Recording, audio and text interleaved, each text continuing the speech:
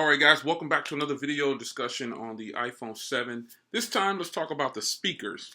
Now, the speakers on the iPhone 7, there's one at the top and there's one at the bottom. Now, I can't wait to get this in hand and tell you my thoughts on it. I'm definitely going to compare it against the phone that I feel like has the best speakers currently, which is the Axon 7. I'm definitely going to compare it to that phone. The phone is coming out. Pre-order starting 2 days and you can get it next week. That's pretty hot. So I think the iPhone, they touched on so many things, I can't get them all in, I'm not going to read down a long list and anything like that. It's just my impressions of the phone and what I noticed, what stood out to me. And definitely the speakers. Now in the other video I posted it didn't talk about the battery, but they didn't give the actual milliamps of the battery. They just said it's going to last 2 hours longer than this and an hour longer than this. So to me, I think they probably didn't increase the battery at all. As far as size goes, but that's just it. I don't know yet. I don't have the phone. I haven't seen the official specs yet. So if you know what the official battery size is, post it in the comments. I would definitely appreciate it.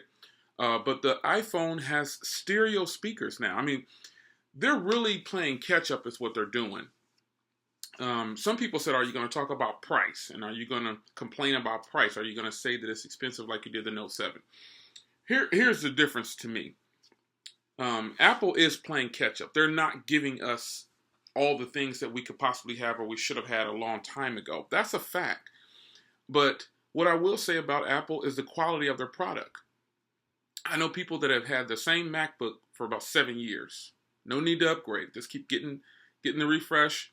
No need to buy. And this MacBook Pro that I'm on, I don't plan on buying another. I don't care what comes out. I don't need it. I use this for editing. For a lot of things, depending on what it is.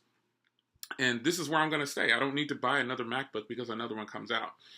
These things cost a lot of money. And so what you will get with Apple, and people just want to hear me say it. They want me to compare it next to the Note 7. Possibly down the line, whenever I can get a Note 7, I'll probably get another one. And I'll compare it next to the iPhone 7 for you. And I'll be completely honest.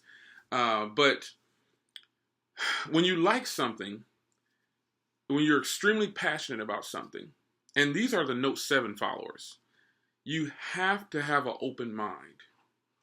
And I speak of that right now at this instance because those are the ones who seem to be attacking the most.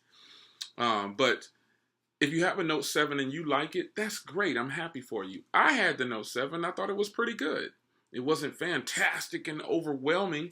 And I'm not saying that the iPhone 7 is going to be that either. What I am saying, though, the quality between the two is going to be different.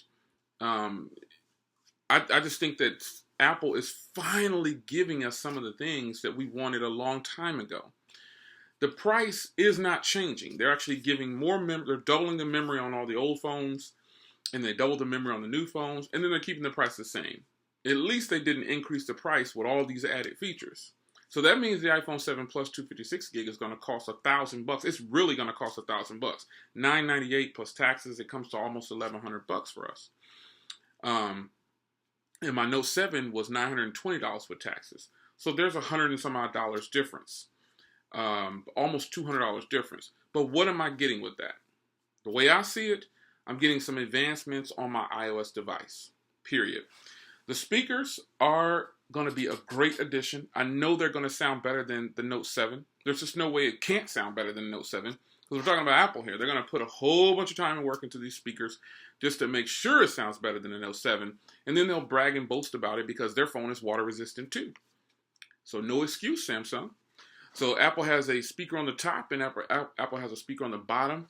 This should be really, really nice. I really can't wait to get my hands on that.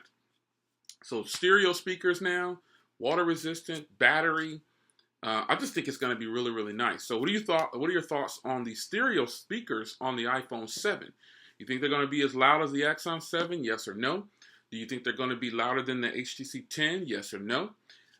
What do you feel about the price of the iPhone 7 and 7 Plus? Do you think they should have lowered the price? Were you not expecting any price change? I wasn't expecting any lower prices. This just wasn't going to happen. So what are your thoughts on the speakers? And what are your thoughts on some of the other features that I have not mentioned? I can't remember them all. I don't want to get a list out and go down each one. Just tell me what you think. And I appreciate the people in the other videos pointing out some things, I think that's great. I need your help. We need each other. Let's keep it moving. So the speakers on the phone are going to be pretty nice. I'm sure they are. I don't know if they can match the Exxon 7 because I don't have it yet, but do you think they'll match the Exxon 7? Have you heard any samples? You let me know in the comments. Let's talk about the new stereo speakers on the iPhone 7 and the price, and how you think it's going to match up against Samsung once they're finally back on their feet. I'll see you in the next one.